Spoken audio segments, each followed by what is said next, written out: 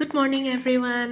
আজি হৈছে নতুন বছৰৰ প্ৰথম দিন আৰু মই সেয়া ৰাতিপুৱাই গ'লোঁ মন্দিৰলৈ গৈ পেলাই যোৱাটো বছৰৰ কাৰণে থেংক ইউ ক'লোঁ আৰু এই নতুন বছৰটো যাতে চবৰে কাৰণে ভালে যাওক, চবৰে যাতে মংগল হওক তাৰ কাৰণে প্ৰাৰ্থনা কৰিলোঁ।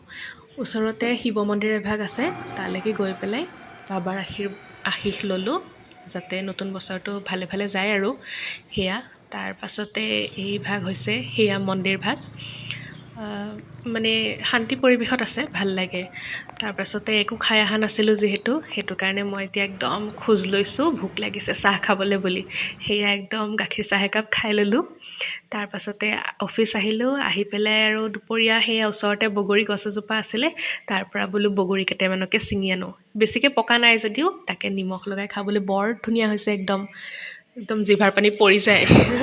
তাৰপাছতে সেয়া অফিচৰ পৰা আহিলোঁ, আহি পেলাই সন্ধ্যা অলপমান এনেই ওলাই গ'লোঁ।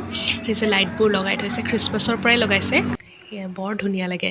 তাৰপাছতে আহিলোঁ, আহি পেলাই চাহ নোখোৱাকৈনো কেনেকৈ থাকোঁ, হয় নাই?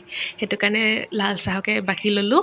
লৈ পেলাই মই লগতে লৈ আহিছিলোঁ চিংৰা। এয়া আচলতে চিংৰা সেই ঘুমটি দোকানত যে বিকে, লগতে মানে সৰু চিংৰা, লগতে পিঁয়াজ আৰু জলকীয়াও দি দিয়ে, সেইটো মোৰ বহুত ভাল লাগে। সেয়া আনিলোঁ, আনি সেয়া খাই পেলাই লাহে লাহে ডিনাৰ বনোৱা ষ্টাৰ্ট দিছোঁ আৰু ডিনাৰ মানে চিম্পলকৈ বইল দালি বনালোঁ, তাৰপাছতে আলু, বুট আৰু ফুলকবিৰ ভাজি এখন বনালোঁ আৰু মোৰ ফেভৰেট বেঙেনা ফ্ৰাই।